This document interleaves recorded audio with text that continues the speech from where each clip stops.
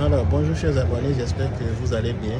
Donc en transit au Maroc, et précisément à l'aéroport Mohamed V du Casablanca, j'ai pensé vous faire cette petite vidéo pour vous faire un récapitulatif de l'objectif de mes tournées. Pourquoi je vais en Afrique, passer dans les pays, faire des conférences.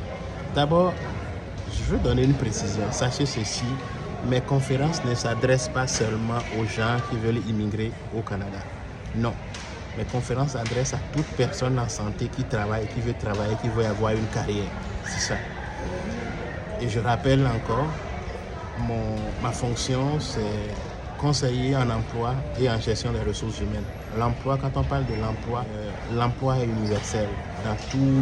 Partout au monde, les gens travaillent, les gens en emploi, les gens veulent une carrière, les gens veulent changer d'employeur, les gens veulent changer d'employé, les gens veulent progresser dans leur carrière, les gens veulent s'épanouir dans leur emploi. Et c'est de tout ça là je parle. Changer d'employeur sécuritairement. Comment tu peux quitter un employeur sans perdre ton emploi en visant un autre employeur? Comment tu peux demander l'augmentation de salaire en fonction des tâches que tu accomplis dans une entreprise? Comment tu peux demander un emploi? Comment tu peux changer? Comment tu peux passer des entreprises locales aux entreprises internationales, aux multinationales? Comment tu peux faire ton CV, ta lettre de motivation pour t'adresser aussi bien aux entreprises de ton pays qu'aux entreprises internationales? Donc c'est de tout ça on parle. Et là, sachez ceci, j'ai aussi fait d'abord une maîtrise en psychologie du travail et des organisations. Donc, il arrive où vous ne savez plus pourquoi vous allez travailler. Il arrive où vous ne donnez plus un sens au travail que vous faites. Je peux vous accompagner à tous ces niveaux. Venez me rencontrer. Donc, ce n'est pas seulement des gens qui veulent aller au Canada. Non, ce n'est pas ça. Cependant, principalement, je parle des études, de l'emploi, de l'immigration et de l'intégration au Canada. Donc, ce sont les thèmes principaux de mes tournées. J'ai hâte vraiment de vous rencontrer. Ceux qui sont au Bénin, ça va être du 2 au 7 mai. Ceux qui sont en Côte d'Ivoire, ça va être le 8, le 9 et au Togo le 10. J'espère que le programme va tenir, c'est ça. Donc voilà. Donc je vais répondre à cette question. Il y a plusieurs personnes qui demandent pourquoi vous venez, Monsieur Faton. Donc sachez que mes tournées sont planifiées en fonction de la demande des abonnés. Moi, j'ai accès à beaucoup d'informations que vous n'avez pas. Parce que mes abonnés, ils m'écrivent à tous les jours. C'est des milliers de messages qui rentrent, que ce soit par WhatsApp, par Facebook ou par Gmail. Donc, c'est à la demande et en fonction des questions qu'ils posent que je planifie mes sorties, je planifie mes tournées. Donc, c'est ça. Sachez que le besoin est grand et c'est pour ça que même si on est beaucoup occupé, j'essaie de faire de la place pour aller les rencontrer. Donc ça va être un plaisir, c'est sûr, pour beaucoup qui ont vraiment hâte, comme ils le disent, de me rencontrer, de passer du temps avec moi.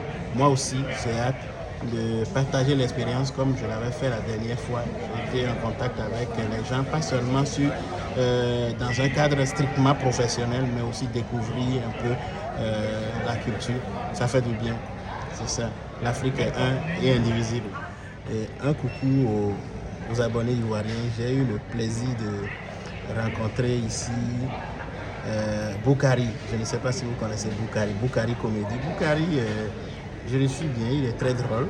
Donc, je le croise juste dans les couloirs. Puis la personne me demandait, monsieur, c'est par où il faut passer pour aller à la connexion internationale. J'ai dit, ça, c'est Boukari, ça. Oui. Donc, j'ai fait une photo avec. J'étais heureux.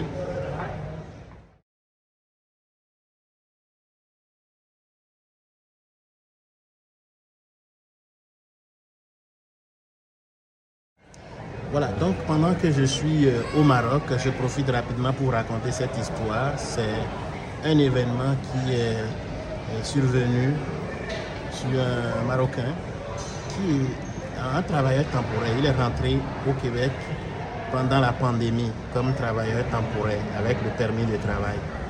Et la leçon à tirer de cette histoire, c'est quoi? Je vais vous la dire d'abord avant de continuer. C'est que Ce n'est pas parce que vous confiez votre dossier d'immigration ou de recherche à un spécialiste, un consultant en emploi ou en immigration que vous croisez les bras et vous ne suivez pas. Vous devez vous intéresser à ce qui se passe. Et ça, je le dis toujours. Là, vous devez rester aussi actif. C'est important. Donc, qu'est-ce qui est arrivé? Quand il est venu au Québec avec son premier contrat, ça s'est très bien passé. Mais à la fin du contrat, il faut renouveler le contrat pour qu'il reste. Et avec le renouvellement du contrat, il faut aussi renouveler son certificat d'acceptation du Québec. Ce qui n'a pas été fait par l'agence d'immigration qui s'occupait de son dossier. Donc lui pensait que tout allait bien quand subitement le Québec lui dit mais écoute, ça ne marche pas, tu dois quitter parce que ton certificat d'acceptation du Québec n'est pas valide. Il s'étonne parce qu'il y a une agence d'immigration qui s'occupe de son dossier du début jusque-là. Comment se fait-il que son certificat d'acceptation n'est pas renouvelé? Eh bien oui, c'est vrai, ça n'a pas été renouvelé. Il ne pouvait donc pas continuer à travailler parce qu'on ne peut pas renouveler son contrat de travail. Donc il a été obligé de retourner, rester à la maison, à dépenser toute l'économie qu'il a faite sur le premier contrat. Là, il a déployé. Et vous, au point où, avant même de se nourrir, il devait faire recours aux banques alimentaires au Québec. Banque alimentaire, ça veut dire qu'il y a des endroits où on peut aller chercher de la nourriture gratuitement quand on n'a plus, il n'y a plus d'autres recours. Donc, c'est ça.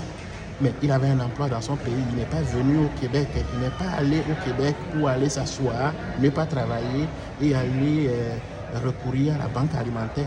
Non.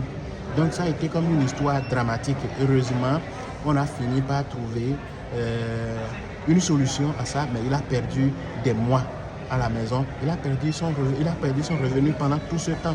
Et finalement, il était obligé même de squatter des amis, c'est-à-dire aller habiter parce qu'il ne pouvait pas payer son logement. Il a épuisé toute son économie et tout. Donc, enfin, je vous le dis, c'est très important, même si vous confiez votre dossier à une agence d'immigration, vous confiez à n'importe qui, peu importe comment il est professionnel, intéressez-vous à savoir qu'est-ce qui se passe ou qu'est-ce qu'il fait, qu'est-ce qui se passe dans votre dossier. Heureusement, aujourd'hui, que vous pouvez tout voir en ligne, même s'il y a un consultant qui s'occupe de votre dossier, vous pouvez aussi accéder en ligne à ce dossier et voir l'évolution, qu'est-ce qui manque, c'est rendu à quel niveau. Voilà, donc c'est ce que je tiens à vous partager. C'est passé par la tête pendant que je suis dans son pays. Voilà, donc partagez, aimez et partagez, très important. Abonnez-vous à ma chaîne YouTube si vous ne l'avez pas encore fait. N'oubliez surtout pas d'activer la cloche de notification, c'est ça qui vous permet d'être informé à chaque fois que je dépose de nouveaux contenus. Merci, j'ai hâte de vous rencontrer. À bientôt.